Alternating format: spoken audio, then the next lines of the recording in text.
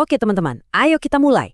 Pernah kebayang nggak sih gimana caranya mengubah jaringan yang tadinya lambat dan kacau balau jadi sistem yang pinter dan efisien? Nah, di sini kita bakal bongkar rahasia di balik arsitektur jaringan modern.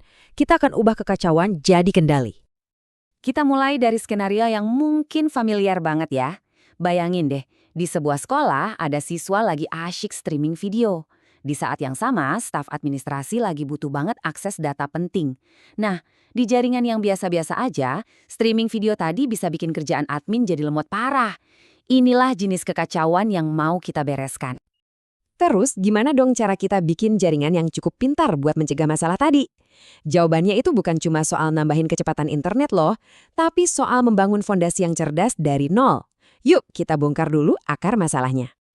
Oke, sebelum kita bicara soal solusi, kita harus paham betul kenapa jaringan tradisional itu bisa gagal. Semuanya itu berawal dari satu konsep yang kelihatannya simpel, tapi dampaknya bisa besar banget.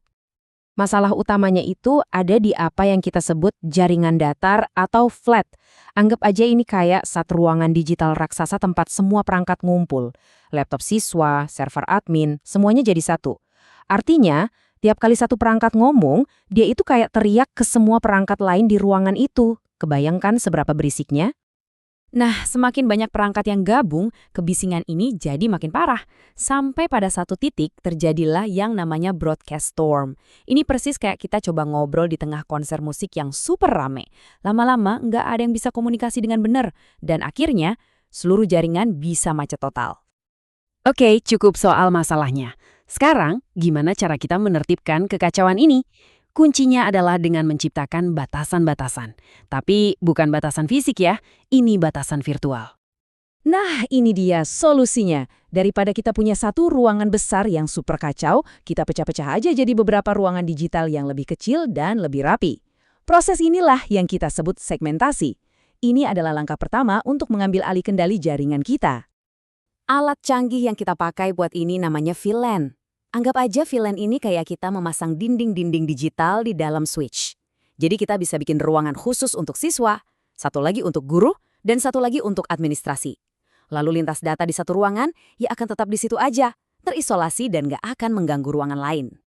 Nah, yang lebih keren lagi adalah cara kita menghubungkan ruangan-ruangan VLAN ini kalau kita punya lebih dari satu switch. Ada dua jenis pintu nih.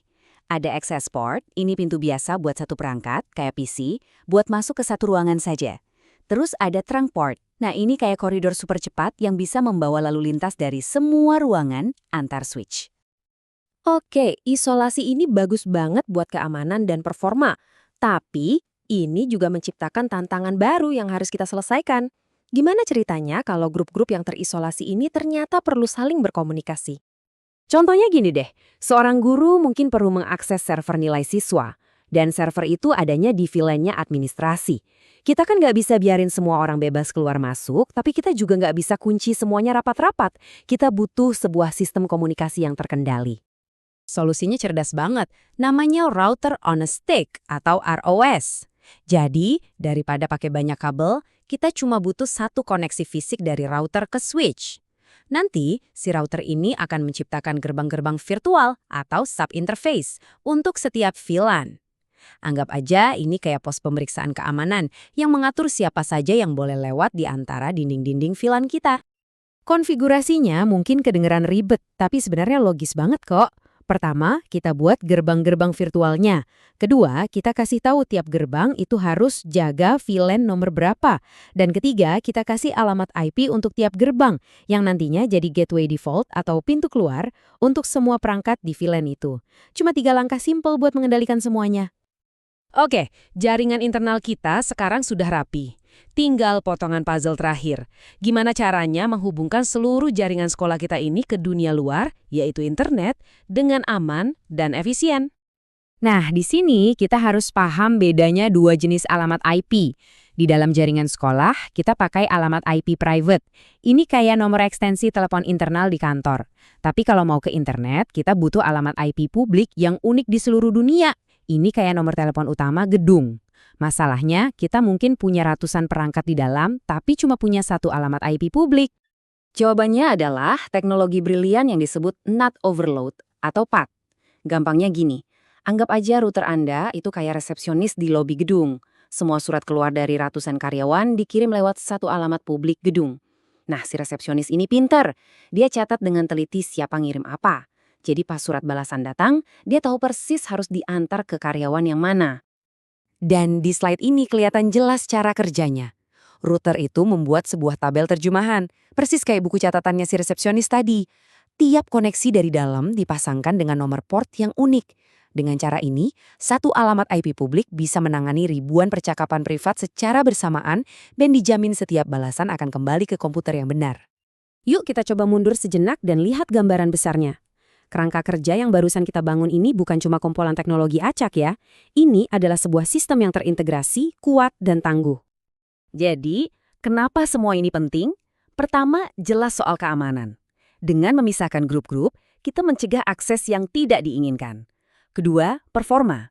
Karena kebisingan di jaringan berkurang, aplikasi-aplikasi penting bisa berjalan lebih cepat. Dan yang ketiga, manajemennya jadi lebih simpel. Jaringan jadi lebih fleksibel dan gampang diatur. Dan ini poin paling pentingnya. Ini bukan cuma teori. Data di lapangan menunjukkan kalau segmentasi jaringan bisa mengurangi penyebaran serangan siber internal sampai 50%. Artinya apa?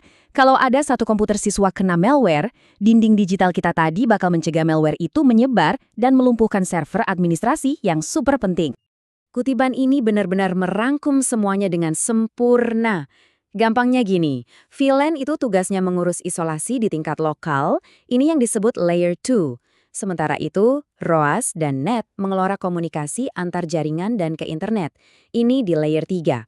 Semuanya bekerja sama sebagai satu tim untuk menciptakan sistem yang utuh, aman, dan berfungsi dengan baik. Jadi kita sudah berhasil membangun sebuah sistem yang terkendali dari yang tadinya kacau. Teknologi-teknologi ini adalah fondasi dari hampir setiap jaringan modern yang ada saat ini. Pertanyaannya sekarang adalah, seiring kita bergerak ke dunia yang makin penuh dengan perangkat IoT dan cloud computing, bagaimana ya prinsip-prinsip dasar segmentasi, routing, dan translasi ini akan terus beradaptasi? Nah, itulah tantangan kita selanjutnya.